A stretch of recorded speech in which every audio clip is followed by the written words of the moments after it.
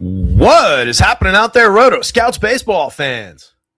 Welcome to a Thursday morning show, gang. A little 6-game slate today in the afternoon. Not bad on both sites. Kind of an interesting one to work with. Hopefully everybody had good nights last night. Felt like we were all over that slate in a lot of ways. Mikey Harris with the double home run. Not too bad there. Let down a little bit by that Dieter Fuentes couple few runs. It was a bumpy start. Kid struck out 7 and got 9 outs, struck out 7, but ended up giving up a handful of runs, 7 hits, a walk. It was all over the place. I think we got through, though, with the I checked the Minnesota starter. Looked like he paid off that 4,000. Not a massive start. I think he got through 4 innings, but struck out a handful of hitters and was good enough to definitely do exactly what we were looking for at that 4K price point. Braves exploded. A lot of offense came through. It was a really interesting one. Fun slate last night. A little profitable one for me. Hopefully, same for the rest of you guys. Cujo's here. Morning, Cuj. Good to see you, buddy. A couple other people trickling in. We'll see what attendance looks like this morning. I'm not expecting a huge crowd, but hopefully we grab a few folks and growing audience. We had some people chime in with comments yesterday. One person who just discovered us for the first time, going to be coming on back, and another who found us from back in the old days. So hopefully those guys make it back. Spread the word, gang.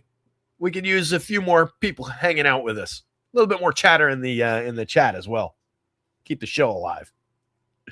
As you can see scrolling across the bottom of the screen, rotoscouts.com for anybody who is not familiar. Everything's under $1 a day, all in pricing, NBA, NHL, MLB, and NFL projections for every single main slate. Full-blown content across a lot of pieces for MLB every day. For today, 6 games on deck. Some of the top pitchers in the industry working today. Not too bad. We've got some wacky spots. This Braves-Nats game off the top here is showing some pretty significant upside for scoring again. 452, 508 implied totals across that one. We've got a day out in Wrigley Field where it's looking like some offense. 15-mile-an-hour wind blowing out toward left field on a 75-degree day out in Chicago. So we know what that tends to lead to, but we've got a very good starter on the mound in Christopher Sanchez going for the Phillies today. It's kind of a wrinkle there. We've got a knuckleballer at Coors Field alert. We do not know what that's going to necessarily look like. Knuckleballers, there's a whole history, or a lack thereof, I should say, of knuckleballers pitching at Coors Field. Matt Waldron's going for the Padres. He actually had a terrific start. He's actually the feature of an article up on Fangraphs from 2024 talking about how should the knuckleball function at Coors Field. The opening sentence is, on the first knuckleball thrown at Coors Field in 16 years, Matt Waldron hit home plate umpire Bill Miller right in the nuts. And it goes on from there. Point being that we just don't have a ton of data. That was the first start for a knuckleballer, and that was last year, or 2 years ago, rather, since R.A. Dickey in 2012. So it had been a long time. The physics of how the knuckleball work, we'll get into it a little bit more later on, actually. But there's just wildly unpredictable outcomes, more so for the knuckleballer at Coors Field. I'm dropping the link. That's the link to the article about knuckleballers at Coors Field. Unfortunately, there's no real conclusion in there. The overall conclusion is essentially the jury's out. We need more knuckleballers to pitch at Coors Field. It goes into just even some of the flaws with capturing the lack of spin on a knuckler. A knuckler essentially makes a perfect knuckleball will make like one rotation on its way to the plate as opposed to 3,000. But at a point, the lack of spin ends up looking like a 3,000 RPM spin on the old-fashioned cameras. So they got to catch up with some of the new cameras too. It's really, really fascinating.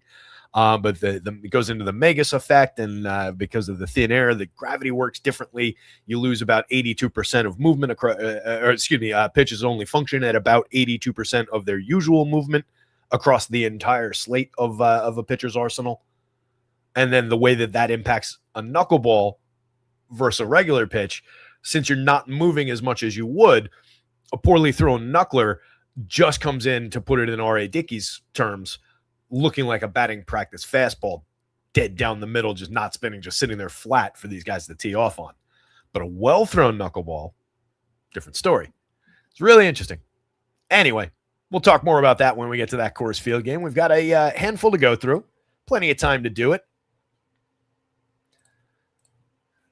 6 games on deck. Again, some pretty appealing. Conditional formatting is not working through here. Let me actually take a moment and fix that.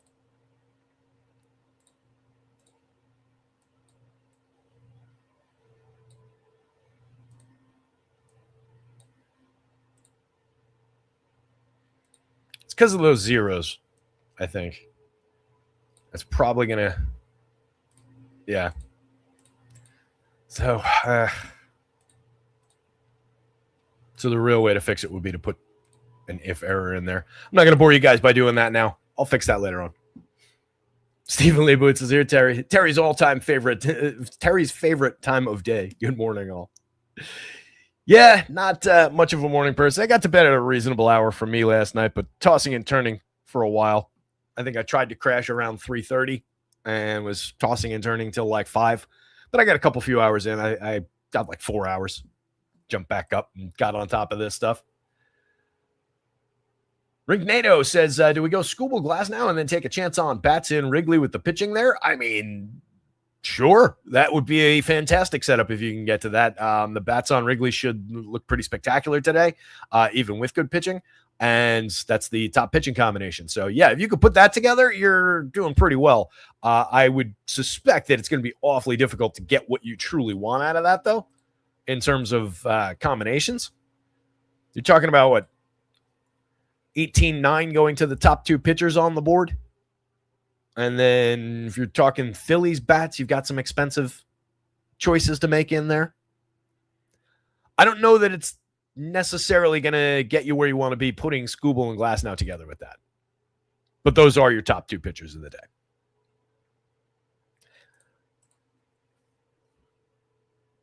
Mike Botcher's here. Good morning. Get ready for some baseball. Let's have a good one. You got it, buddy. Thanks, Terry. Come on. You don't have to thank me. Just hang out, hit the like button, that kind of stuff. But thank you for attending, buddy, for being here. Appreciate it. There's no me without you. Atlanta, Washington, 9.5 run total, feeding those big numbers that we're seeing. 508 implied on the... Somebody's calling me from Farmingdale, New Jersey. I love these when you don't know who it is. They're probably trying to sell me solar panels for my house that I don't own, or insurance for my car that I don't own. Yes? Hello. Hi. My name is Neil. I'm at Infinity Solar. How are you doing today? You're selling solar panels for the house I don't own? This Who is had solar panels? I was actually not. It was solar panels. Atlanta and Washington, 508 implied total on the Braves side of that one. They're going up against Cade Cavalli. Gettable enough starter. That is a reasonable spot to take some Braves bats. We saw them go off in a big way yesterday, fulfilled all that power that we were seeing on the board. I think we could go right back to the well. Cavalli, not terrible as far as home runs. He hasn't given one up so far this year, but he's definitely given up a handful of runs in each of his starts. He's had some very short outings as well, so good shot to get into that Nationals bullpen fairly early. Kind of like that spot again for the Braves, showing that beefy total, but I'm sure they'll be popular for it. And then we have the debut of R.J. Ritchie. The Braves really, really suffering for starters. They were hoping to get 5-6 out of Dieter last night, and him only going 3 caused Martin Perez to have to throw a few innings, and that brought J.R. Ritchie up into the fold. Ritchie is their top pitching prospect right now, or at least the top one remaining down on the farm. Pretty solid numbers through the minor leagues. He is 23 years old, so right on time / half a year early. But big spot, potentially decent opportunity to debut pretty effectively, but a 4.52 implied total on the Nats side definitely respects their run scoring capabilities. They are currently leading the league in both runs scored and runs allowed, which is not the best combination in the world, but at least they're scoring runs. And they've got some guys who can mash. The Brewers and the Tigers. Brewers check down to the bottom of the board, 3.04 implied. They're going up against Tarek Skubal. Just a tough spot for Milwaukee. The most contrarian approach, obviously, would be to go to the Brewers, but it's just, as we talk about a lot, there's contrarian good and contrarian bad. And going up against the very best pitcher in baseball with a lineup that scrapes out runs but doesn't necessarily have mashers in it's a little tough. 4-5-6 on the other side, and on the other hand, for the Tigers, definitely an appealing spot. They're going up against Brandon Sproat, a good young pitcher. He had a very good start in his last one, has been okay. The first 3 were shorter starts. He gave up a few runs in the first 2, 11 runs over his first 2 starts, over 6 2/3 against the Royals and the White Sox, but got it together over 3 2/3 against the Nats in the next one, and then got up to 6 2/3, basically doubled the length of his start against Toronto in the last outing. 1 earned run on 4 hits, struck out 6, walked 1. Could turn around and do that to the Tigers. There are more Ks in the Tigers lineup than there are in the Blue Jays lineup, but there's a lot of power showing. Home run pick of the day comes from the Detroit Tigers. Phils are going up against Edward Cabrera. Maybe it's too early for me to try to pronounce the Spanish names. Eddie Cabs on the mound for the Cubbies. Chrissy Sanchez going back the other way for the Phils. I prefer Sanchez a great deal. That's reflected a little bit in the fact that the visiting Phillies, 4.67 implied total for them, a 4.43 implied for the Cubs. It's just one of those offensive friendly days in Wrigley, so you got to be aware of that. Sanchez entirely playable. Cabrera, very low ERA, and the question that was asked in chat there said, despite the pitching, he is talented. He does have very, very good stuff and a lot of velo, but he's pitched that ERA is over his head so far. So we got to look at that. 2.38 ERA over 4 starts, 4.24 xERA, 4.32 xFIP, just in the graphs table that I'm looking at. So we'll give it a look. Think he's totally capable of beating that Phillies team, but I'm also seeing quite a bit of offense on the Phil's side of that. So a little bit both-sided there, and I think it's a little more both-sided than Sanchez versus the Cubs, but I do think that one as well. You can play Cubs bats against him. I just have a very healthy respect for Chrissy Sanchez. As mentioned, knuckleballer going for the Pods, and then it's Ryan Feltner, who is, it's funny, the article that I linked about the knuckleball issue actually mentions Feltner as a guy that should be like the prototype of what the Rockies look for, because his pitches just don't typically move. So if he doesn't rely on movement, he's just relying on whatever velo he can muster in location, then you don't have to worry about the movement thing so much. And their point was the Rockies should, really focus in on that type of a pitcher. Feltner, overall, pretty mediocre. 6.0 ERA on the season with a 4.59 xFIP underneath it, but a 7.02 xERA. That's kind of interesting.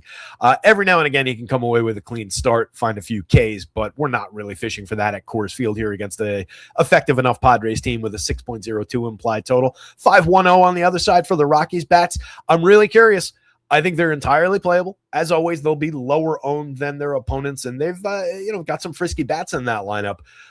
But a lot of young, free swinging types, if that knuckleball's dancing at all, it could be a day for Matt Waldron. I don't think we go to Waldron, but I think maybe that knocks the Rockies down despite that 5.10 total, at least just a little bit. White Sox and the Diamondbacks. This is another interesting spot. Michael Soroka on the bump for the Diamondbacks. Pair of 10 strikeout games over his first 4 starts. A 5 strikeout game in his most recent one was pretty effective. Gave up a home run, 2 earned runs on 5 hits. That was against the Blue Jays. He went 7 innings in that one. The depth is very nice to see for a guy who's been missed the bulk of the beginning of his career with injuries. Just nice to see him getting out there and pitching well and pitching deep in the ball games. I do give him upside here going up against the White Sox. They've been mashing. Murakami and Montgomery went deep both again yesterday. That's 4 straight games in which both of them have hit home runs. That's the first time in MLB history that's ever happened. Murakami's got 5 games in a row with a home run now. Dudes can mash. They also strike out a lot on that team, though. So kind of a tailor-made spot for Soroka pitching in out in the desert today. I think we could look for some Ks with him. He's very expensive on FanDuel. And Davis Martin going for the White Sox, 4.72 implied going toward the Diamondbacks. I think we lean bats in that one a little bit. Martin, not bad, though. He's just not really primed for a big strikeout spot, and there's enough danger in that Diamondbacks lineup that I don't love it with options on the board. He's playable. We'll see what the price looks like. Maybe DK is an SP2 dart. We could get there. And then we round things out to Dodgers and Giants again. 419 implied on the Dodgers side, 339 implied on the Giants. It's Tyler Glass now going for the Dodgers, as mentioned. Second best pitching option of the day, projections-wise. A little closer to the field, though, than Skubal is, as you probably saw on that pitching board. More separation going up to Tarek Skubal. And then Logan Webb. Let's not sleep on Logan Webb. Dodgers drawing a 418 implied total. That's for them kind of, low-ish, but obviously it's a healthy total. Webb has not really been himself outside of maybe one start, his third start of the year against the Mets, and everybody beats the Mets. Otherwise, he's been struggling a little bit. Still been getting his work in. 4 starts of at least 6 innings. That Mets start, he went 7. Last time out, he went 6, gave up 4 earned to the Nationals, 4 earned to the Orioles the start before that. Beltway not being friendly to our guy Logan Webb, but just one of the best run limiters in baseball typically. Very, very good right-handed starter. I don't love tangling with the Dodgers. I'm not even necessarily advocating for going to Logan Webb, but it does knock the Dodgers down maybe slightly from if they were facing basically any of the other Giants pitchers. You can see where Webb is on the board, though. Again, there is some definite separation between him and the other starters against a more middle-of-the-road type team. Or in a normal year for Logan Webb, even against the Dodgers, he probably would have been in this Soroka range. A couple points behind Glass, now further behind Skubal, but like third on the board. There is a little bit of an impact coming through for facing the Dodgers, for scuffling early on. But he's also capable of keeping the ball down. One of the best home run and power limiters in the game. He's very capable of pitching efficiently, managing pitch count very well, inducing ground balls to get out of situations, and pitching deep into a ball game. So still a very good shot at a quality start here if you're thinking FanDuel scoring. He's only 84 over there. 84 on DraftKings also works, but kind of puts him right in range with Tyler Glass now. Cheaper than Chrissy Sanchez. When we get to pull this up here. Steven, it played in my head when I said it. Steven put the meet the Mets, beat the Mets, little lyric change. That's exactly what played through my head. So Skubal's 11,000 on FanDuel and entirely worth it. 10-2 on DraftKings and entirely worth it. So you definitely want to fire that. Going up against the Brewers, again, that is a very good club as far as getting on base, scoring runs, but it is not the most threatening lineup in the world, and he's the very best pitcher in baseball. Let's not overthink it. Glass now does have a good shot here to pay off against the Giants. There are, it's a top-heavy lineup, as we've kind of focused on a few times, and free sailing for him down through the final, at least the final third of what the Giants will roll out there, if not the bottom half of the lineup. Soroka, notably very cheap on DraftKings at 77. You can see he's 10-7 on FanDuel. That is a stark difference relative to the two caps. I would be most inclined, I think, going back to the pitcher pairings, to probably use Soroka with one of the top 2 there and just play that game. It's the most obvious path. I think that combination will be highly owned, but I think it's got your best shot at getting major strikeout upside from both starters. If you cruise through with a couple runs allowed by Soroka, maybe you make it up by Skubal goes 7 and doesn't allow any runs and just puts up a monster. So I think that's the right path. And Soroka stands tall at that 77, way above Brendan Sproat against Detroit for 65, way above Kate Cavalli, the rookie, Davis Martin, etc. So that is your main piece of value on DraftKings on the mound. Again, that's going to get him very popular. Considering you can get Cabrera, you can get Logan Webb, 8,000, 8,400. There's not a ton of price difference between these two, most especially. But there is a situational difference. The Phillies are just better than the White Sox. The Phillies are in a better run creation environment. It's more dangerous for Cabrera right now. It's not to say that Soroka is definitely going to go out there and completely shut down the White Sox. Is vulnerable to some runs. So we'll have to watch out for that. But the White Sox do feed you strikeout upside. So really like that spot. Would play on FanDuel. You just got to figure out how to get there. He's 300 less than Skubal. If I'm here, I'm most likely swapping out another hitter so that I can get to there. There is an appreciable 9-point difference between those guys. Would play Chrissy Sanchez. Just one of my top starters to go to. Super reliable guy under normal circumstances, but it is a hitter-friendly day out at Wrigley. Same goes for Cabrera as far as the hitter-friendly day. Not at all reliable.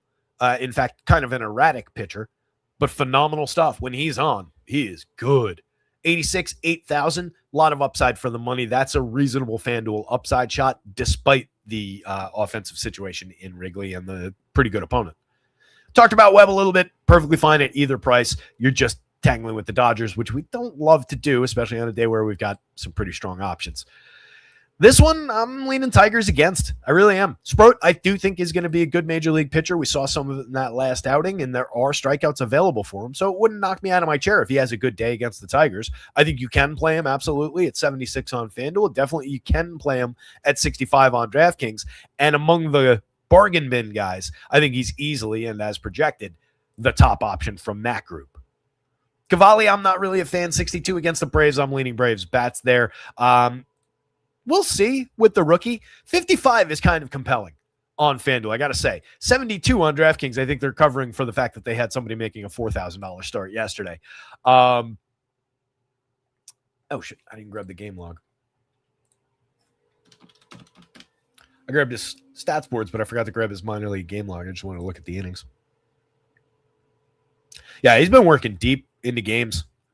6 innings, 5 2/3, 7 innings over his last 3. So the depth should be there. At the min price on FanDuel, that's kind of interesting. I think if I'm not going one of like those 4 on the FanDuel slate, I will pay half the price and go to J.R. Ritchie and see what I get. He's got good strikeout stuff. He's been working deep into games. It's not a crazy easy spot against the Nats. Again, they're scoring a lot of runs this year so far, but it's also not crazy deadly. I don't think they finish the season as the top scoring team in baseball. I would say they'll be lucky to finish in the top half. Martin, a bit of a wild card, just way overpriced at 88 on FanDuel. 7,000 works a little bit better on DraftKings. You could mix him into the bargain bin guys. It's a throwable dart for sure. And then you get the Coors Field starters. I don't think we want to go there. If you did go there, I think it's probably Waldron, but you're really taking your chances because I don't think he knows how that knuckleball is going to work. I don't think he's going to know, even when he releases it on the first pitch, where it's going to go. So we'll see what happens in that one. Should be a wild game. A couple more lineups just dropped. The Cubbies and the Brewers are in now. Let me grab those. We'll get through this in good time for the game by game so that I can get everything updated on the site for building time.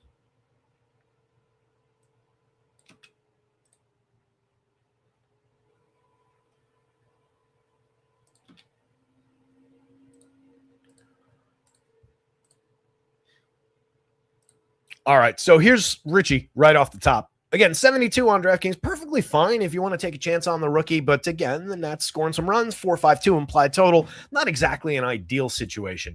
But that 55 on FanDuel does stand out. He projects okay for a full start.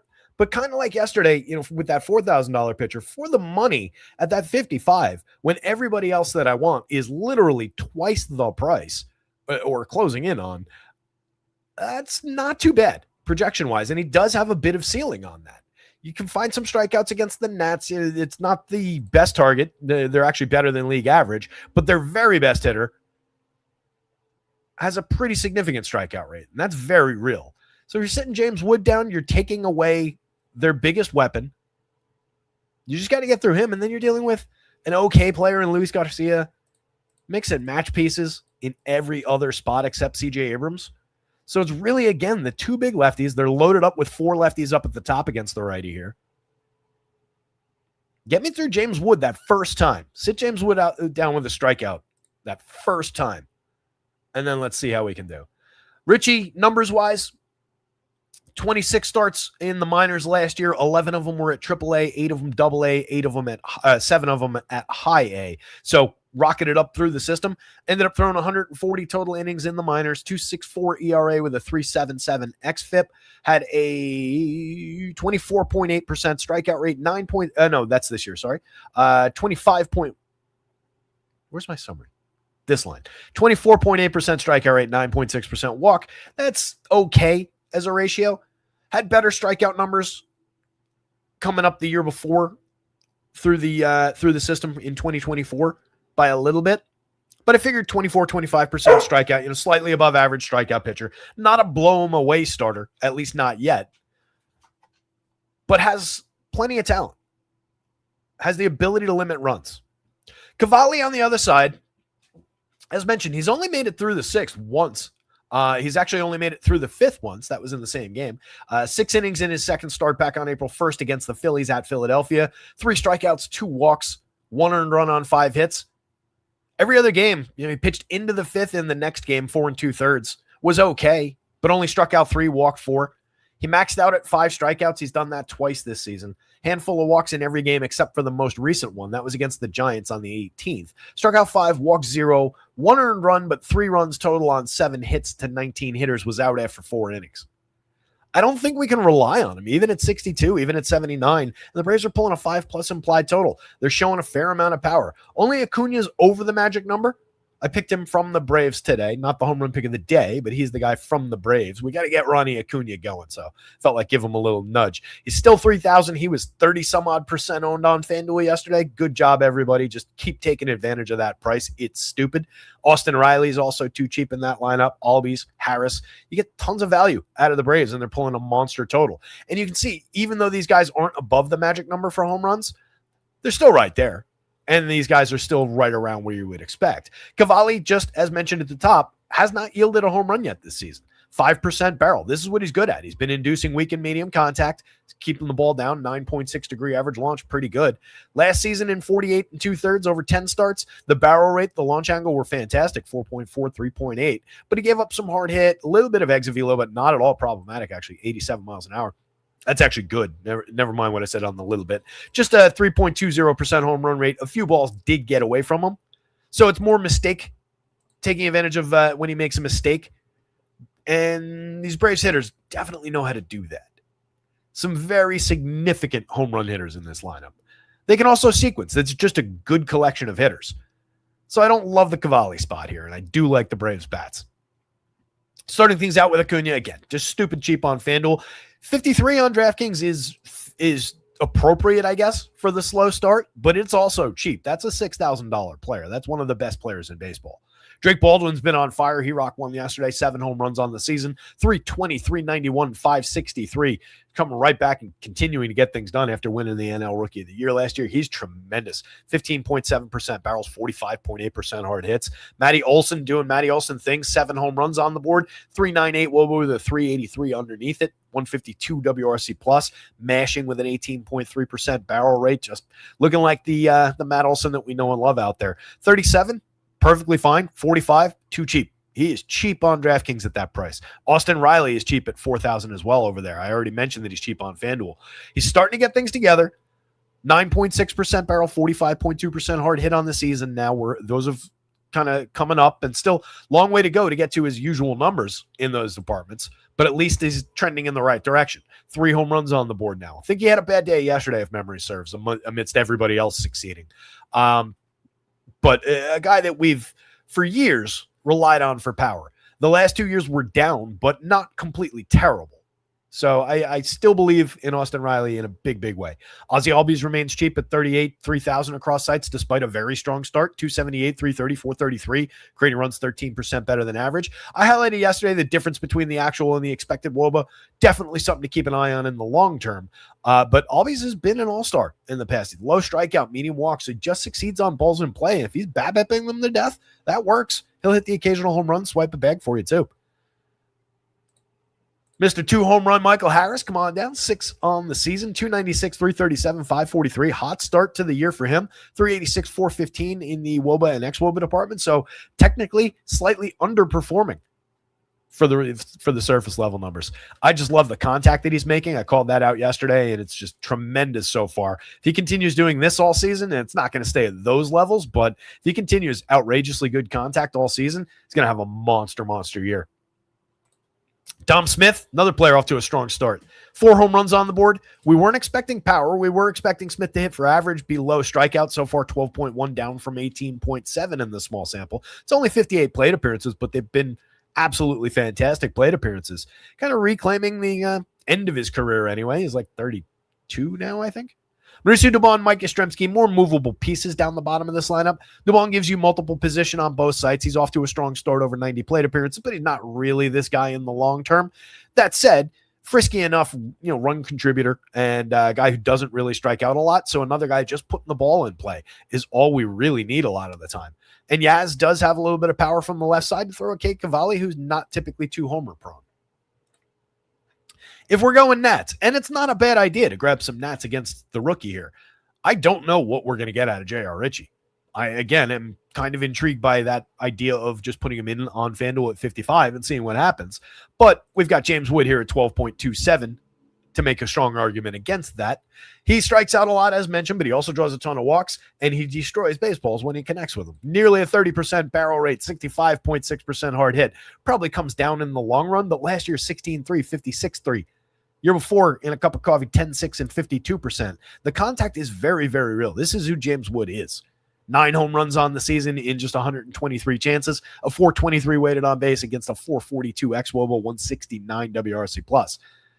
And then we have CJ Abrams down here in between. Luis Garcia was a Tena, meh. Tena's 2,600 at least. Garcia's only 3,000, but you got to play him at first base, which sucks. It blocks you from like a Matt Olson on the other side of this game. He's just miscast as a first baseman. Second base is where I'd want him. You can do that on FanDuel for 28. Slow start to his season, 83 WRC plus so far. Last year, 16 home runs, 14 stolen bases, and 91 WRC plus. Year before that was fairly strong. Had a 111 WRC plus. Hit 18 home runs, stole 22 bags, 282, 318, 444 slash line. You can see that last year's xWOBA was significantly above that 300. That's 20 points below a league average. This is 19 points above league average. So he did underperform last season. He is more probably the guy from the year before that or somewhere in between those two guys. So I think we get better than this as the season goes on. But he's not a reason to go rushing to the Nats. He's just a guy you play when you do go there. Again, I don't like that positioning, even for 3,000. Tena, yet to barrel the ball. It's only 44 plate appearances. He's done well as far as hitting for average, getting on base, though. A little bit of correlated scoring ahead of CJ Abrams. Last year, 169 pretty empty plate appearances, just an 88 WRC plus. The year before that, 3 home runs and 6 steals and 168 chances, 83 WRC plus. So really not much of a bat.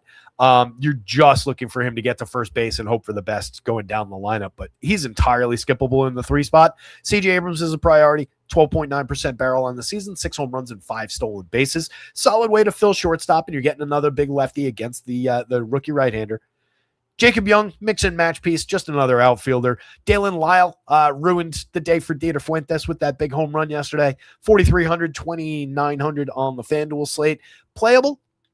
Off to an okay start, 282, 333, 437, creating runs 16% better than average, 3 home runs on the board. One of the better bats on this team right now. 351 good plate appearances last year. Excellent slash line at 299, 347, 498. Creator runs 32% better than average via WRC plus. 9 homers, 8 steals in a half a season. Not too bad. Nasim Nunez back in the lineup. He took yesterday off. Sub Mendoza getting on at a 280 clip is not going to get it done. His game is supposed to be getting to first base and stealing bags and creating havoc. He is stealing bases when he happens to get on, just not getting on nearly frequently enough. He also plays elite defense, which is what is probably keeping him in the lineup right now.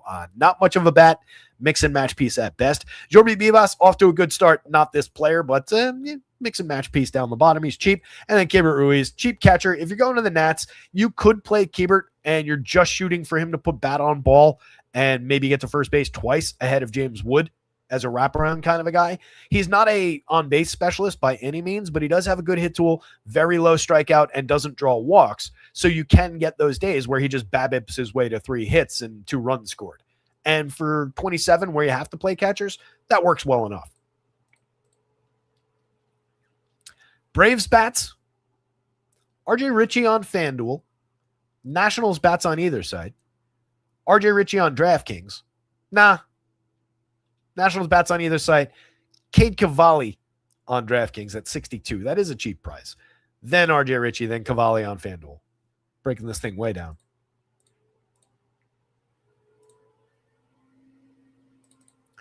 Stephen B., what's going on? Quiet day again in the chat. 20 people here hanging out. Hit the like button, subscribe to the channel.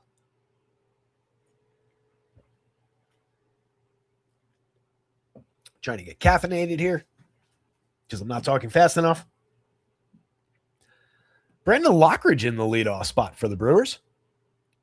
He'll just be a victim of Tarek Skubal a few times over. Remy's here. Remy's half awake. Yeah, I've like I said, got this tucked in for those like 4 hours. I feel more like I've been up and just stayed up from last night than that I got some sleep, but I'm good right now. I'm with it. I'll probably crash for a couple little bit maybe during one of these games and then get back up for NBA, NHL projections later on. Those will be up on the site later in the afternoon. Probably will throw up a bonus. So I think it's 3 games later on tonight. I'll probably throw a bonus slate, projections only for that slate. So keep an eye out for that stuff too. I try to do that every time we've got a broken up day and I've got the time to do it. So one of these things, not quite like the other. Tarek Skubal standing tall at the top of the slate on both sites. Excellent projections across the board. Enough said. It's Tarek Skubal. Don't overthink it. 115 marked by Stuff Plus. 208 ERA, 275 xFIPs, up 3 across the board, sub 1 whip. 28% strikeouts is down a little bit. Last year was 32-2. I expect it goes back up in the long term. On the Brewer side, Brendan Sproat for 65. Again, playable. One of the more playable bargain bin options for today from the DraftKings slate. So far this season, you're dealing with a 21.6% strikeout against a 14.9% walk in his 2 starts, 17 innings. The last one was a full start, and the first one was a full start. Again, he only went 3 in that one and gave up 7 earned runs. Struck out 3, walked 4, and gave up 3 home runs. That was to the White Sox in his debut on the 29th. 2 bulk relief appearances. Those were both 3 2/3, like I was saying before, shorter outings. And then full start for the 6 2/3, getting a full start again here today. So fully unleashed now. And the start over the 6 2/3 against the Blue Jays, struck out 6, gave up 1 earned run. So that was very good and indicative of how talented he actually is. 20.6% strikeout rate for this confirmed Tigers lineup. Same group of guys was at 23.6% if we just take McGonigal off the top last season. So there are Ks through here. Once you get down in this range, well, when Seal's not striking out at his usual rate, Javi's not so far this season, but we've got enough sample to know that these guys are 20 and change percent strikeout guys, not this low. Then you got a couple of elevated numbers already. So plenty of strikeout available for Sproat. I think that FanDuel, you probably don't need to mess with it at 7,600.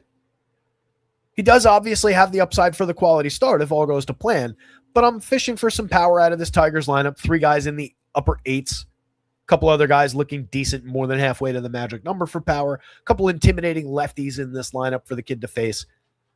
I don't love the spot for him. 4, 5, 6 implied for the Tigers says a lot of that for me. The Brewers bats against Skubal, pretty skippable. I'm going to be perfectly honest.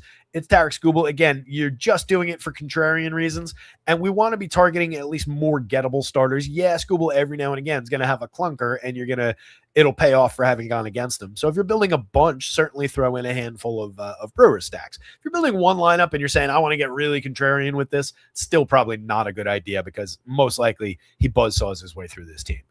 Lockridge cheap in the leadoff spot at 27, 66 okay plate appearances, gotten on base effectively, but just a 92 WRC plus, only a 306 weighted on base with a 256 below it. Those aren't good. Bryce Terang's very good, but lefty's not going to do him any favors against Skubal. 5,400, 4,400 is not going to do you any favors if you're trying to build with him in your lineup. That's an absurd price to face Tarek Skubal. Good as Terang can be. That's just unfair to put him that way. If we wanted to get to this team, it would be partially because they would be presumably somewhat cheap too. William Contreras, good bat from the right side. 305, 387, 350, 451 start to his year, 137 WRC plus. Doing his thing out there. Pair of home runs on the board. Excellent weighted on base numbers. I mean, look at Bryce Terang, by the way. 423, 428. Killing it. Maintaining those barrels. The uptick from barrels last year actually improved on it again. Speaking of barrels, Gary Sanchez, 19.4% barrel rate in his small sample of 65 plate appearances. Gary's got 5 home runs already this year. 5 home runs and 65 chances. Also getting on at a 385 clip. He's drawn a bunch of walks so far this year, not striking out quite as much as he usually does. Odds are this goes way down. This goes back up a little bit. But Gary's always been a masher. Gary has always been this guy in terms of the double-digit barrel rates, the ability to destroy baseballs when he makes contact. It's just the frequency of the contact that can kill you. 3,600 feels a little heavy for facing Tarek Skubal. You do want typically Gary against lefties, but not this lefty. 3,400 on DraftKings, much more playable. If I'm throwing darts at one-off catchers, maybe I grab a probably completely unowned Gary Sanchez for 3,400, just in any random lineup. Not a good spot, but maybe a wild card. Luis Matos, also somewhat interesting from that regard, just for the ability to put cheap bat on ball. Never really fulfilled his pedigree so far. 8 home runs in 184 last year, 5 home runs in 156 the year before that, just 2 in 253 chances. Hit for a little bit of average that season. But he's supposed to be better than those numbers. So maybe if you're, again, just looking for wild cards in a misguided attempt to stack up Brewers, maybe. Matos still just 24, just turned 24, in fact. So, I mean, there's time. It's not like he's busted out. Going back to 2024 in San Francisco's system, 14 home runs, 8 stolen bases, and 379 chances in AAA. And then the 5 home runs in 156 in the show. So you put those together, that's a near 20 home run, 10 stolen base season. He's not a star by any means, but he's supposed to, if he ends up ever getting fully formed, should hit for some average, should be a 15 home run type guy. So playable if you're fishing around for Brewers. I don't love Blake Perkins here. Off to a pretty slow start, over 41 plate appearances. Last season, just 226, 298, 348. Not really on theme with the Brewers as far as getting on base and doing their thing. Luis Rengifo, Joey Ortiz, David Hamilton, pretty limited bottom end of this lineup. Again, Skubal should just carve up. Even if he has difficulty with those 3, he should carve up the rest of this lineup.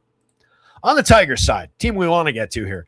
8.18 in the home run model for Kevin McGonigal. I nearly made him the home run pick. I kind of wanted to, but I went in a different direction. The more obvious home run bat from further down the lineup that we'll get to in a moment, but McGonigal off to a great start. 11.7% barrel rate. He's only translated that into 1 home run, but he's slashing 322, 413, 500. He's created runs 59% better than average over his first 104 plate appearances in the majors. The kid just arrived, fully formed and talented. 12.5% strikeout rate against the 13.5% walk rate. 407 WOBA with a 424X underneath it. Gleyber Torres, one of our guys around here, 247, but a 376 on base, just a 303 slug. That's where we're lacking right now. He's dipped significantly in batted balls, 8.2% barrel, 39% hard hit last year, down to 5.6 and 22.2 this year. That's not who he is. So that will rise as the season goes on. He's just got to find better contact along the way. How do you improve your contact? By finding better contact. Well said. It's the reason I'm not a hitting coach. But Gleyber does get on. He does create runs. Even right now in this, alleged slow start, 104 WRC plus, he has been a positive run creator. 338 xWOBA under the 325. 325 is just a tick above average. 338, decently above average and reflects the underperformance. Last year, he was at 332 actual, 363 underlying. 113 WRC plus, 16 home runs. That's more who Gleyber Torres is, and that was an underperformance. There is talent here. Maybe never goes back to the days of hitting tons and tons of home runs, but a very good player in terms of getting on base, correlated scoring, everything we want from a second baseman who's very affordable in a lineup we want to get to. Colt Keith is another good option. 8.9% barrel, 57.1% hard hit so far this season, reflecting the gains that he made last year that we talked about in terms of the premium contact numbers that we were excited about what he would look like this year.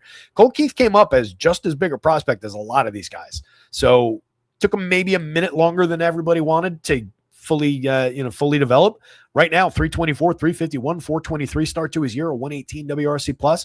Absolutely terrific. Lefty bat to throw up against a young righty. Definitely intrigued by that. Riley Green's very obvious. 12.7% barrel, 49.2% hard hit. Just 1 home run on the season, but not bad in terms of the slash line. 394 xWOB under that 359 actual. The 359 is very good. 394 is elite. 127 WRC plus. Riley hit 36 home runs last season. Dylan Dingler's been mashing baseballs. 20% barrel rate for him. He's hit 5 home runs in a small sample. That's an affordable catcher at $4,400 to throw up against a rookie. He's a $3,500 catcher where you don't need catchers on FanDuel. Spencer Torkelson's really been struggling. Just 1 home run. Sub Mendoza, 333 on base is keeping him afloat a little bit, but Tork needs to get his act together. Too much craziness in his game. He is just up 1 year, down the next, up 1 year, down the next. Kevin McGonigal, as of yesterday, passed Spencer Torkelson in career, I think it was F-WAR, which is wild because Tork's been in the league for like 4 years. Kevin McGonigal's been here for 15 minutes. Wensil Perez and Javi Baez mix and match pieces. Wensil's very cheap, dead min price on DraftKings, 22 on FanDuel. For a guy we've succeeded with for DFS in the past, 13 home runs, 8 stolen bases, and 383 chances last year. Had a positive 103 WRC plus, just a 310 xWOB under a substandard 318 actual, but had a 186 ISO. Ability to put bat on ball. 9 home runs, 9 steals, and 425 was not quite as good the year before, and that's all we have. But Wensil can succeed here. Switch hitter, so you get opportunity to stay in the game. If Sproat comes out, you can face a lefty out of the pen. It's not a problem. That's reasonable at dead min pricing. 50% hard hit rate so far on the season reflects the talent. So far, just an 11.8% strikeout rate. Again, probably goes back up, but he's just a league average type strikeout. It's not like it's a problem for him. Javi, I'm less interested in.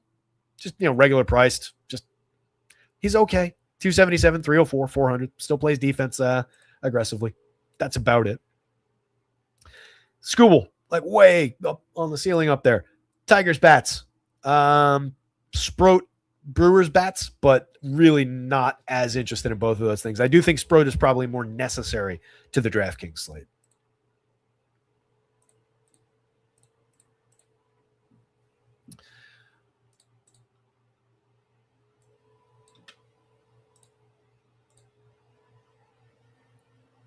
Phillies.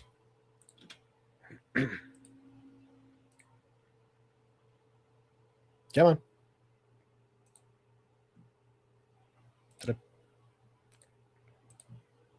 Why is that not turning over? Come on.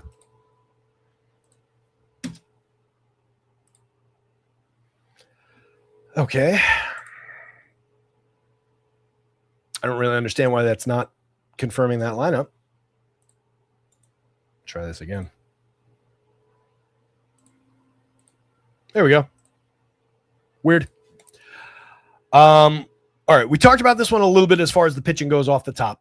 Chrissy Sanchez, 9,000 on DK, 10-2 on FanDuel. Perfectly fine, despite the conditions, despite the 4.43 implied total for the Cubs. I would play Chris Sanchez here. For one, typically very good at limiting home runs, just a 0.81% home run rate on a 1.3 degree average launch so far this year. He's also striking out 31.7% of hitters, walking just 6.5. That's a 25.2 K minus BB, which is a fantastic indicator. 1.59 ERA, a 2.21 xFIP, 2.49 Sierra. He's just put a few too many guys on base this year, oddly. 1.41 whip, a little bit of BABIP going against him. 10.5% barrel rate allowed so far this season. But Sanchez is absolutely tremendous. And you can see those numbers are reflective of where he was last year. Stuff plus is technically on up slightly. Strikeouts way up, maybe based on a little uptick in stuff. Swinging strike rate is up by a full percentage point. Lot to like about Chrissy Sanchez. Cabrera, on the other hand, 18.7% strikeouts, 12.1% walks. That is a problem. He's always had an issue with walks. He's got great stuff when it's working. Right now, not really working all that great. That's where the strikeouts have gone. 11.7% swinging strike, but he's not finishing guys off. He's also allowing a lot of premium contact. 91 miles an hour of exit velo, 11.1% barrel. He hasn't allowed a home run yet this season, but that is home run territory, and you're going up against a homer-happy lineup here. I don't love that. What we were looking for with Cabrera was to maintain the gains that he made in terms of clipping the walks down. You can see back here, 12% walk rate over 20 starts back in 2024. He cut that down to just 7.7 last year. He had finally kind of wrangled his command, and it's just not there right now. So I'm much more interested in Phillies bats against Cabrera. But I do think he's playable. 8,000 is reasonable. 8,600 is reasonable. And on a good day, he goes out here and finds a bunch of strikeouts against these Phillies. 20% rate so far this season for this collection of hitters. 17.6 for a handful of them from last year. 22.6 for the same guys from the year before that. So the truth is probably somewhere around league average strikeout opportunity. but Cabrera's got good stuff when it's on. If we're going Phil's bats, Trey Turner, great way to get things started. He's only 2,900 on FanDuel, cheaper than Ronald Acuna. 2 home runs, 3 steals, 79 WRC plus. He's a whole hell of a lot better than that. That's a good way to fill short. 44 on DraftKings, also reasonable. Kyle Schwarber at 57.37 has a 15.68 in the home run model today. One of your top guys. We're short on guys over the magic number, by the way. Overall for the full slate.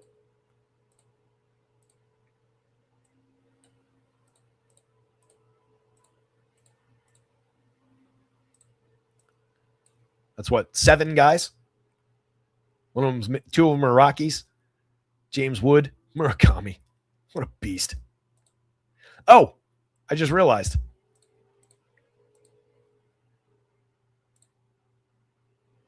I completely skipped over the home run pick of the day. Mr. Kerry Carpenter, 8.91 in your home run model, 2,800 on your FanDuel slate, 4,000 on your DraftKings slate, 13.2% barrel, 52.6% hard hit. I meant to skip him and then round back around to him. I got 2 into talking about Wenzel Perez. So far for Carpenter, 5 home runs on the board, 219, 325, 469. We're just looking for that good contact against a gettable righty. So Kerry Carpenter, home run pick of the day. Going back to this one. So yeah, Schwarb's 15.68, the home run leader on today's board, and one of only 7 guys above the magic number. You do have a bunch of guys closing in, though, 8s and 9s. Those aren't bad.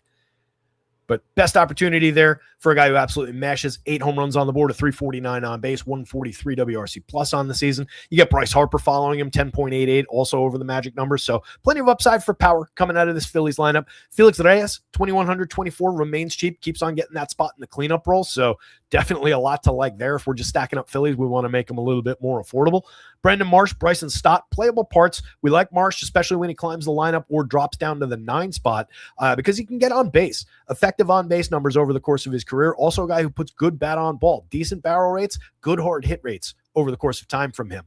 Just needs to pick the walks back up. 8.9% last year, 10.5 the year before, 12.5 the year before that, 3.8 right now. That's not who Brandon Marsh is. So great spot in the lineup, very affordable for the kind of up and down 94 WRC plus start to his season. Stott is a playable lefty bat, off to a terrible start, but cheap at second base. Bohm is off to an even worse start, but he's cheap at third base, 3,300, 2,600. That's a very good line drive hitter who is, I think, just as we looked at yesterday, kind of swinging out of his shoes right now, trying to be a different guy, change his attack angle, change his swing plane, which is what we wanted him to do. We saw Vinny Pasquantino struggle with it last year and find it. Maybe Alec Bohm finds it as well. I think you just keep going back there, especially with the price down. Crawford and Stubbs mix and match parts. You don't even have Stubbs on the DraftKings slate, apparently, which is a shame because that would be a cheap catcher option that you could go to. JT Realmuto went to the injured list. On the Cubs side, they're playable. 4.43 implied total. I just don't love attacking Chris Sanchez. That ability to truly keep the ball down and limit home runs and find strikeouts and just excellent at limiting runs in general. It's a big offensive friendly day in Wrigley. 15-mile-an-hour wind blowing out. We know what that can do in a day game on a 75-degree day, but we also know how good Chrissy Sanchez is. A lot of those guys were 8 and 9s in the home run model, though, sitting right there. 2 through 5 in this lineup are all 8+. So you do have a little power core to work with the Cubbies, too. You've got Nico Horner, who's off to an outrageous start. 4 home runs, 7 steals, 320, 393, 515, a 156 WRC plus. Tremendous start to his year. Bregman, very affordable at third base. 2 home runs, a stolen base. Not a bad start. He's just, maybe a little bit under expectations.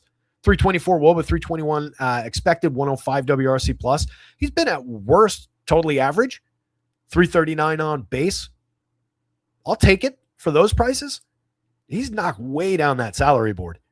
Ian Happ, also very affordable. What are we doing on DraftKings with these Cubs prices, actually? Those are very cheap for a windy day in Wrigley.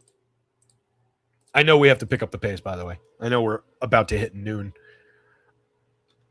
I just want to...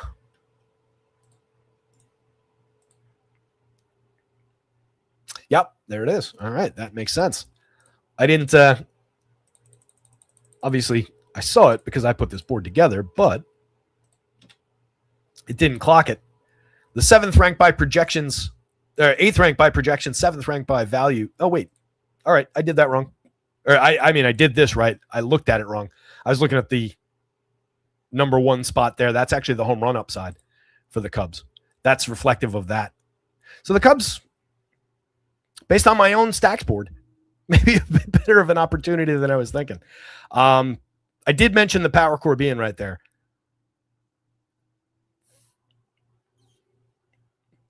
All right. Push the Cubbies up in our esteem a little bit, I guess.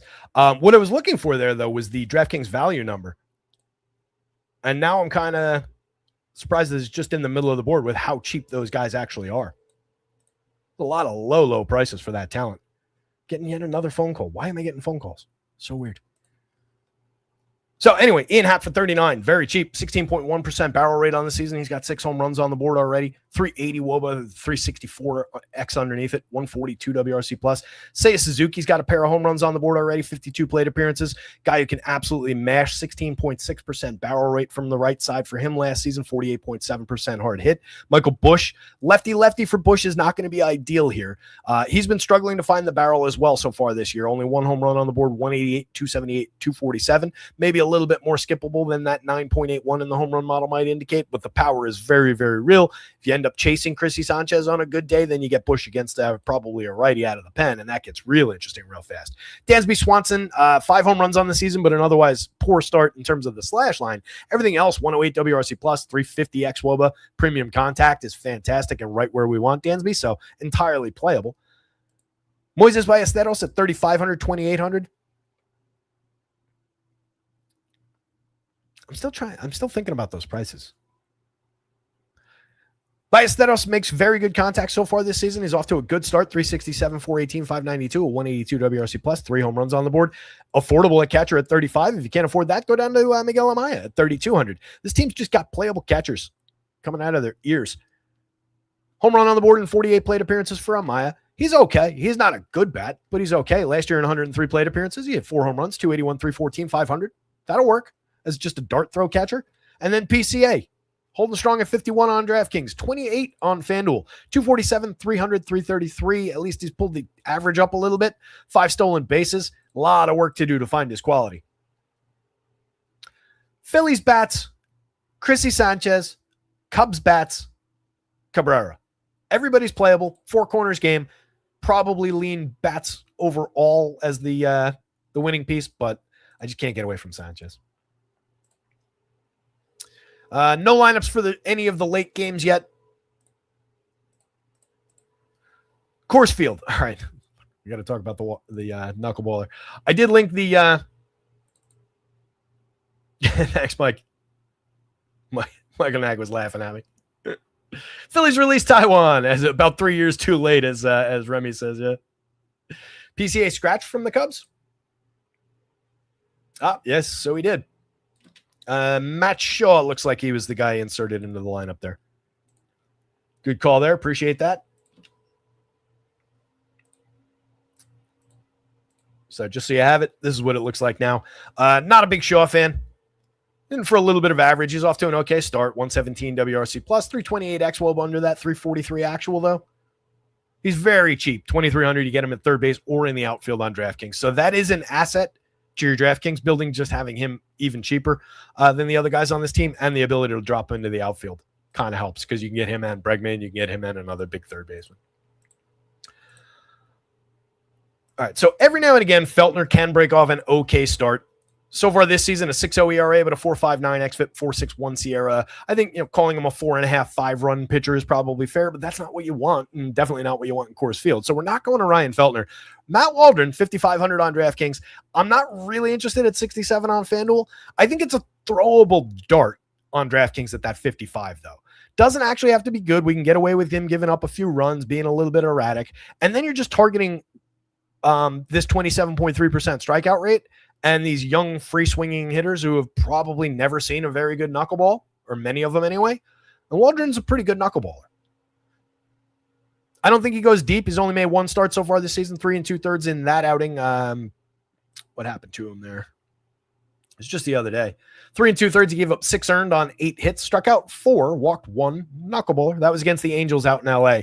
As a shot to find some Ks here, probably gives up a few runs along the way, and it comes out in the wash against that price and just ends up being based on whatever else you did with your savings. So loosely playable. but we're probably leaning offense in Coors Field. Ramon Laureano off the top of the Padres, excellent option, 48.37. Pods pricing is up for sure based on being at Coors, but they're in reach, especially with some of the other values that we know about all around the slate on teams that we want to get to. It's not impossible to roster Padres, but you do have 5 expensive guys in the mid threes on FanDuel, and then 5s and up on DraftKings. So difficult to reach them and put them all together. They do you some favors down here with like Andujar, cheap, Gavin Sheets, affordable, Freddie Furman. So if you're doing those 3 and then like your favorite 2 out of up here, that becomes 44.60, which is kind of like these prices. It's okay. Again, it's doable especially if you're stretching to a 5-man and averaging it down. Laureano, 4 home runs, 3 steals on the season, 116 WRC plus. Your stars haven't performed for this team. 87, 86, and 81 are not the WRC pluses that we need or expect from Fernando Tatis Jr., Jackson Merrill, and Manny Machado. All 3 of those guys should pull things together as the year goes along, though. So not worried about it. And definitely not worried about it against this pitcher in Coors Field. Rock and roll time for all those guys. Tatis, we talked about it yesterday, 13.6% barrel, 66.7% hard hit. No home runs on the season, despite that premium contact, because he's hitting everything the other way and just hasn't hit an oppo bomb yet. But he'd need to start pulling the ball again, and we'll be fine. Merrill's also made good contact, hasn't had a lot to show for it, 3 homers, 5 steals. Manny has failed to make good contact. Somebody asked yesterday if I was concerned yet. I'm not. He was excellent last year, looked like Manny Machado. He is now 33, 34, somewhere in that range. So the decline will come. I just don't expect it to be the Arenado, like chopped his tail off and can't hit anymore kind of a decline from Manny. He's better than that. Not that Nolan Arenado wasn't an elite hitter at one point. Every now and then it does happen to a guy where it's just gone. So maybe that is Manny this year, but we need another 100 and change plate appearances to even have an inkling of that. And we need another like 300 plate appearances to really be sure about it. So don't panic yet. Xander Bogaerts, playable, 47-35, 3 homers, 2 steals. Definitely an asset in Coors Field. Doesn't need to worry about home runs. He just put the ball in play. His doubles power works in this ballpark. He can still steal a base, create runs, 116 WRC plus, one of the better marks on this team. Gavin Sheets, as mentioned, playable, affordable, decent power from the left side, 9.1% barrel. He's got a pair of home runs on the season. Andujar hitting for average again this year. We talked about the home run outburst last season. More looking for him to, again, another guy, just look for doubles, and that totally plays at Coors Field. Is a giant ballpark. Freddie Furman, put the ball in play. Look for singles, correlated scoring out of him, and Cronenworth just needs to kick into gear as far as his on-base abilities. From the Rockies, Edward Julian's compelling in the leadoff spot, going up against a righty. He is a guy that does have the patience to maybe wait on the knuckleball, draw a walk, and get things started. Nobody else on this team has even better than a 8.1 Brenton Doyle percent walk rate. And that's 7.3% collective walk rate. The only double digit last year was Edward Julian. Brett Sullivan over a limited number of plate appearances. I missed that. Point being, only Edward Julian draws walks on this team. Everybody else is up there flailing, trying to destroy the baseball. Some of them do. Mickey Moniak's got a 12.2% barrel, but only a 36.7% hard hit. Kind of up and down numbers there. Hunter Goodman, 9.8% barrel, 51% hard hit, probably more real. 6 home runs apiece for both those guys. Both those guys are actually good. Mickey's interesting from the left side. Goodman from the right, I don't mind that much, but you're going to see a lot of strikeout out of Hunter Goodman in this game with that if that knuckleball is dancing at all. 37.1% so far this year, 26.3 for the full season last year, 28.6 the year before that. A couple lefties in TJ Rumfield and Troy Johnston, playable. Each guy has shown a little bit of ability to put bat on ball. 3 home runs on the board for Rumfield, 2 for Johnston. Ezequiel Tovar, if he's in the lineup, he was not yesterday. I'm not sure why. I don't know if he took a bump or just got a day off. Solid source of barrels and hard hits as well. Free swinger, 29% strikeout rate against the 3.2% walk this year, 25 against 5.4 last year, 28.833 the year before. So you're just looking at balls in play, sees a lot of opportunity to do that, but also a tremendous, crazy high whiff rate, and that is a player I would expect the knuckleball to really, really frustrate. Willie Castro, Brenton Doyle, Brett Sullivan, mix and match pieces going down the board wherever you need them. They're all affordable. They're playing in Coors Field. They're all also pretty significant strikeout targets for Mr. Waldron. Again, total wild card. If that knuckleball does its thing, and he did do it in that start that was featured in the article I linked to, it was I believe 6 strikeout day. Not crazy. Can I find that game?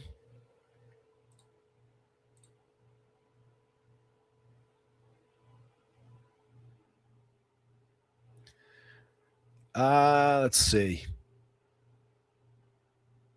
So the game that the article was about was back in 2024. That was at the beginning of that year. He went 6, struck out 5. He did walk 3, gave up a home run, 1 earned run on 4 hits. He did pitch in Coors again later that year, actually. 5 2/3. He struck out 6 in that game, but he gave up 7 earned runs on 9 hits. So that is what you're looking at. Those are your two likely outcomes. There's not a lot of in between. I do think he finds strikeout. We'll see what the damage looks like as far as the run scoring. Padres bats, Rockies bats, darts at Matt Waldron for 55 on DraftKings. Don't play him on FanDuel. Don't play Ryan Feltner. Well, I shouldn't say don't. He's a dart. He's not as good a dart as most of the others. And he's pitching at Coors Field against a good Padres lineup.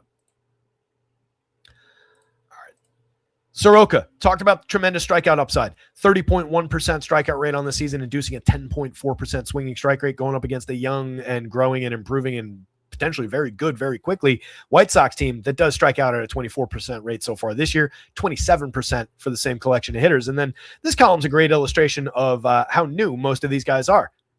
The blank spots are guys that weren't in baseball 2 years ago, last year. A lot of Ks in this lineup, but a lot of talent around Munetaka Murakami, Colson Montgomery. Again, those guys, 4 straight games in which they've both homered. Murakami working on a 5-game homer streak. He's up to 10 already. 256, 404, 622. Elite eye, 20.2% walk rate. He'll strike out on pitches in the zone, but he will not go fishing, and he crushes baseballs when he makes contact. Look at some of those home runs and just see how far they travel. Listen to the sound of them, too. He is very, very real. Andrew Benintendi, mix and match piece. The premium contact, the 11.6% barrel reflects where he was last year. 55% hard hits is way, way up. I don't expect those gains to be maintained. And even with that, he's slashing 203, 257, 348. He has a 67 WRC plus. What's to like about Andrew Benintendi other than, maybe a lefty-righty situation? A little bit cheap at the top of the lineup if he's hitting there. They need to get him out of that spot. Miguel Vargas at 41-33, 5 home runs, 4 steals, but slashing 193, 333, 433, 434, not quite where you want that to be. 345 weighted on base, betrayed by a 331X. That is still above average, though. Has a 117 WRC plus. So he's been contributing, been creating runs. We just want to see a little bit more consistency. For DFS purposes, though, perfectly fine to throw that dart against a pitcher like Soroka. Soroka, good as he's been for the strikeout, can get dinged for premium contact, can get dinged for runs. So this 16.1% barrel on a 14.8 degree average launch, 48.2% hard hits, and 91.7 miles an hour of exit velo so far. Lucky to be at 2.15% home runs, and could definitely feed the beast as far as this White Sox power goes. So something to be concerned about there. And Vargas definitely has the upside to make that premium contact. Colson Montgomery absolutely does. He's hit 7 already this season. We saw the outrageous power outburst last year, and it's just kind of continued. Otherwise, we're sitting at 212, 316, 518. So he's got work to do, but he's a positive run creator, 127 WRC plus. Concerned about the 300X Wobo under the 359 actual in the small sample so far, but we got to give him some time. A lot of strikeouts there as well, though. Everson Pereira, Sam Antonacci, Edgar Quero, Chase Meadroth, Tristan Peters. Some good choices down the lineup. Pereira's a guy we talked about yesterday a little bit. He's got 3 home runs on the board already. Came up with a little like mid-board type prospect buzz as a Yankee. Got kicked out of that system because they're just full. He's done fairly well to start this season. He's a talented enough guy. 8.40 in the home run model to boot. So that's maybe I don't want to say fully sneaky piece because people have become aware of him, but he's sneakier than some of the others that stand out for just being on SportsCenter every day. Antonacci at 29-27, elite hit tool that will come around. So far, 217, 333, 435, creating runs 18% better than average over 27 plate appearances. Never going to be a guy who blasts baseballs, but 3.7% strikeout, 7.4% walk. Maybe those go like 10% strikeout, 12% walk when he gets to where he's supposed to be. He's elite in terms of that and getting to first base. Edgar Quero, mix and match quality catcher. Meadroth has a lot of those qualities I mentioned about Antonacci. A little bit more ability to drive the baseball maybe, and that's shown up a little bit so far this year. Home run, stolen base on the board, 337 on base, 321 XWOB under the 315 actual. Playable piece at second base. Tristan Peters, just another outfielder, but he's very, very cheap. For the Diamondbacks, you're going up against Davis Martin, a very gettable righty, low strikeout, medium walk rate type of a pitcher. He's been good to start his season at a 2.16 ERA, but these 4-ish numbers are probably where you end up as far as the real numbers. Last season, 4.10 ERA to reflect that .457 xFIP. Struck out 17% against the 8% walk rate. He made minor gains in terms of the strikeout rate so far this season. It's just not a great spot to tangle with the Diamondbacks at a 4.72 implied total, at least with the top of that lineup. And you get a little deeper with Lourdes Gurriel coming back over the last few days. You've got a bat that we like in Anthony Del Castillo hitting cleanup in this projected version of the lineup with a little bit of power from the left side. And then the mix and matchy type guys, including Ildemaro Vargas, who's been tearing up the world over 69 plate appearances. Vargas went deep again last night. He's got 5 home runs already this season. 364, 382, 697 with a 197 WRC plus and 69 plate appearances. Maybe he's secretly the best player in the league. 3 home runs in 121 chances last year, 1 home run in 303 chances the year before that, 4 in 286 the year before that. So depends on what you believe is the truth.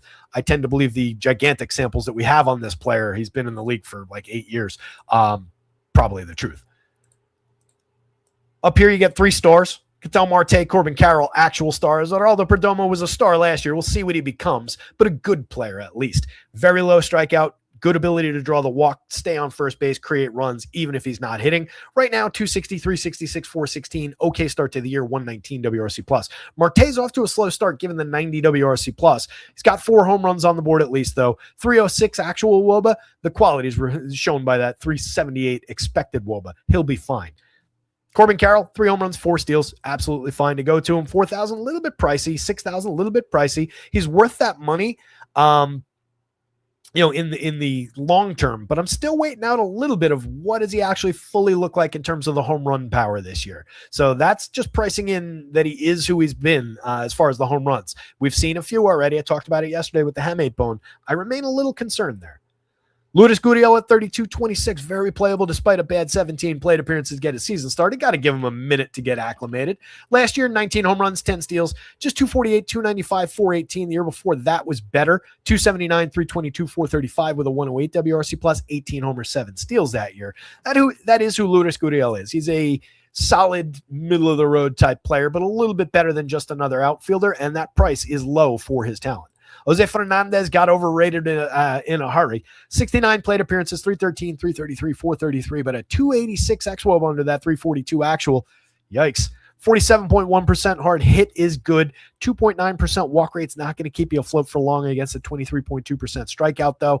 I don't really fully believe, and I don't like the idea that you only can play him at first base on DraftKings. Shortstop, third base, maybe on FanDuel, I'm a little bit more intrigued. Nolan Arenado, I can skip if I'm going to Fernandez at third, but you save $200 by going to Arenado. 4 home runs on the board for him.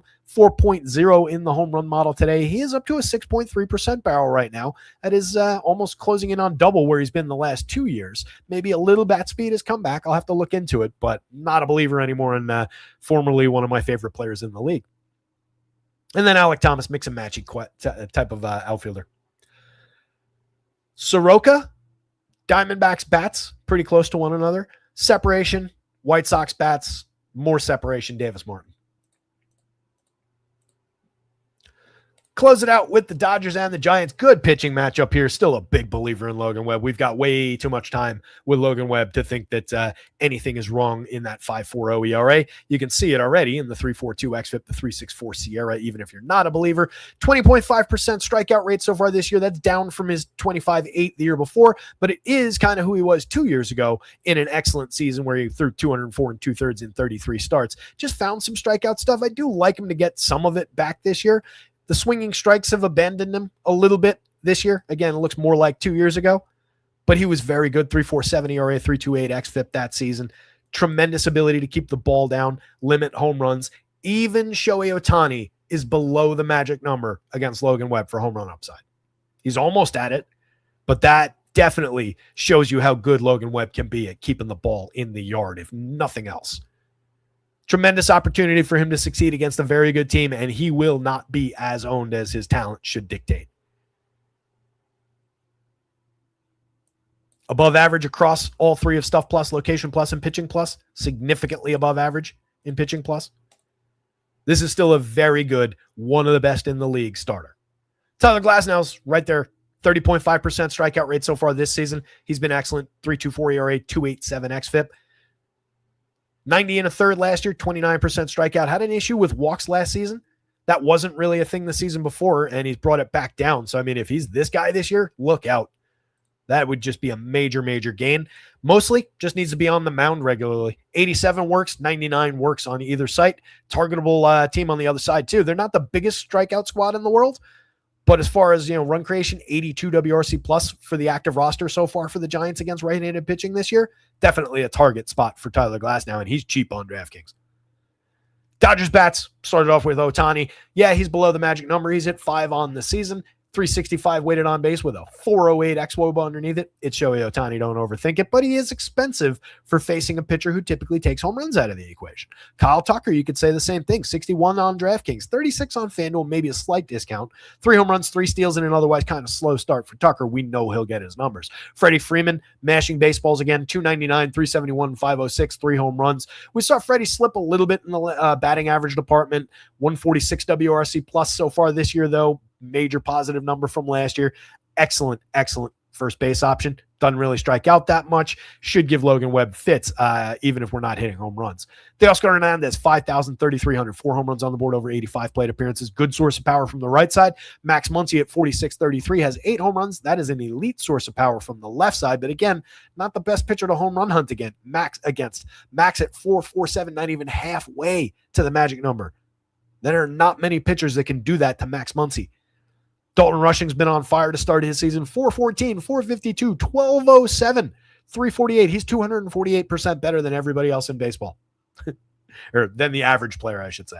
He's not, but he has been so far over 31 plate appearances. It's a meaningless sample size. Nice to see for a kid who came up as a top prospect behind the dish, though. Hee-Sung Kim, Alex Freeland, mix and match infielders. Willy Adames, Luis Arias, Matt Chapman, and Rafi Devers are really where you want to live if you're choosing to stack up against Tyler Glasnow. What you'd be hoping for there, I think, is that the walks get away from Glasnow today. This team does draw more walks than they have this year. 6% walk rate so far this year. Same group of hitters, 9% last year, with 3 guys in the double digits. Their 3 best hitters, Willy Adames, Matt Chapman, and Rafi Devers. So far this year, those guys have not found the walk. They've been striking out more than they usually do, and they haven't been overly effective. Luis Arias hits for average, but not much else. So it's more mix and matchy, even at the top, against a really good pitcher like Glasnow. But you do have some cheap plays in here. Where did they rate out? I think they're the bottom of the board. Next to last in value because of that light projection. They're cheap, but it's just like pure cheapness rather than cheapness that provides major value. But if you wanted to get to Rafi Devers, today's the day at 4,900. Matty Chapman at 44. They're very affordable, 29 and 27. Devers is 2,700 on FanDuel. At least it's an appropriate pitcher to do that against. But my God, he should not be that cheap, even against Tyler Glasnow. Bottom of the batting order here, you get Casey Schmidt, who's had a good start, but he's a very average type player. Mix and match guy. You can move around to 4 positions on FanDuel. Completely miscast at first base, and you don't want him instead of Rafi Devers, other than maybe the savings. Jung-Hoo Lee, Drew Gilbert, Patty Bailey, move him around the board. Mix and match type talents. Elliot Ramos is a little bit better than that, especially in terms of premium contact with that 15.8% barrel, 50.9% hard hit. Maybe you go homer hunting there with him a little bit at 5.49. You get an 8.5 on Devers, 7 on Chapman, 8 on Willie. So the Giants do show a little bit of power, despite being kind of clipped down the board in terms of the offensive output, but it only totals out to the 10th best overall average home runs because you got a couple weak home run hitters in that lineup as well.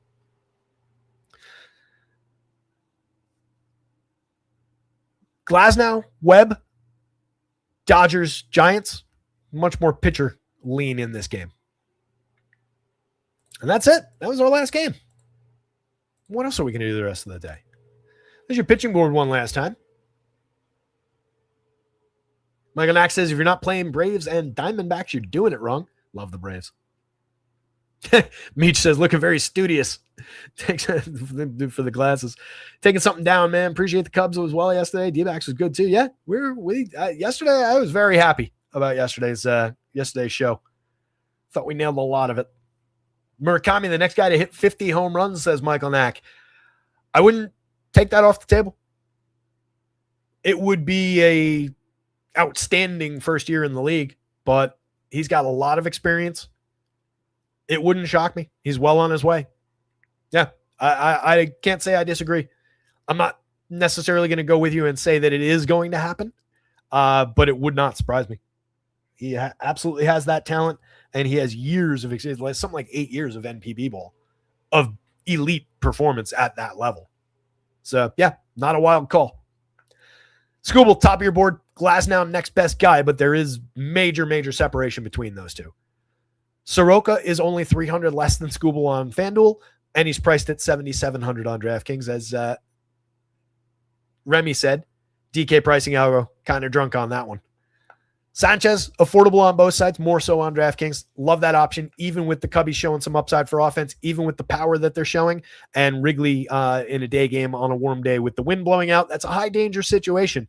But Chrissy Sanchez is one of the best in baseball and talented enough to get through it. I think less of Cabrera on the other side, like the Phillies bats quite a bit. I'd probably say I would be more intrigued by Logan Webb in a normal situation against the Dodgers where people won't go to him for cheaper than Cabrera on FanDuel. 84 for Webb. I'm probably more interested in Logan Webb on DraftKings as well, even though I'm paying a little bit more for him, even though he projects a little bit less. That projection is more a product of facing the Dodgers. But if you took Logan Webb and put him into this game where Cabrera is against the Phillies in Wrigley, I think he projects out over where Cabrera is, if that makes sense. And then your bargain bin, it's really Sproat. It's RJ Ritchie on FanDuel at 55. As mentioned when we were talking about that game, if I'm not paying one of those top 4 prices, and those are high prices, I'll take the guy who comes in at half those prices and take a shot against a gettable enough Nats team, despite their run scoring so far this year, with a kid who allegedly anyway, and based on his minor league numbers, has a lot of talent. Martin, meh, mix and matchy at best. Waldron, total wild card. We talked enough about the knuckleball at Coors Field, and then Feltner, not great. I would say though, given if you're willing to embrace the cores of it, it is a day where nobody's off the board. Those are two at bargain bin, scraping the bottom of the bargain bin, total dart throw, wild card type level. Waldron and Feltner could succeed at Coors. If you're taking anybody off the board, it's those two. Everybody else is at least playable on this slate. I don't love Cavalli against the Braves. I like the Braves offense a lot in this spot, as Michael Knack was pointing out. But I think he's at least playable at 62 if you're throwing bargain bin plays into the mix. Everybody above him is obviously playable. Martin, a little bit of playability on DraftKings, a lot less so at that FanDuel price. That 8,800 is dumb. I think that's about it, though. Michael Knack says Brewers are pesky. Scooble's not a lock. Brewers are pesky. Scooble's not a lock. I don't disagree with those two statements, but I don't agree that Scooble's not a lock because the Brewers are pesky. I think Scooble's not a lock because there's a lot to work with on the slate, and he's crazy expensive, good as he is. But there is separation there between him and everybody else. I rarely call anybody a lock, and I know you didn't mean like literally lock, Michael, but I do want to make the point that I don't think it's because of the Brewers. I think if you want to go away from Scooble, absolutely can/should, especially if you're building more than one lineup. But it's probably not because of the opponent. More than good enough to beat them. And again, I'm worried with Scooble. I would be worried rather than dinking and dunking him to death. I'd be worried more that, a couple guys happen to get on base and he coughs up the 3-run home run. Not that he's homer prone by any means. So maybe it's Gary Sanchez that we worry about in the heart of the lineup, but odds are Scooble strikes Gary out 3 times. There's not a lot of mashers to fear in this lineup for that. And Scooble's very unlikely to get, BABIP to death. He's very unlikely to walk them and put himself in bad situations. So it's not really, they're less likely to do their thing, to do that pesky thing against Scooble.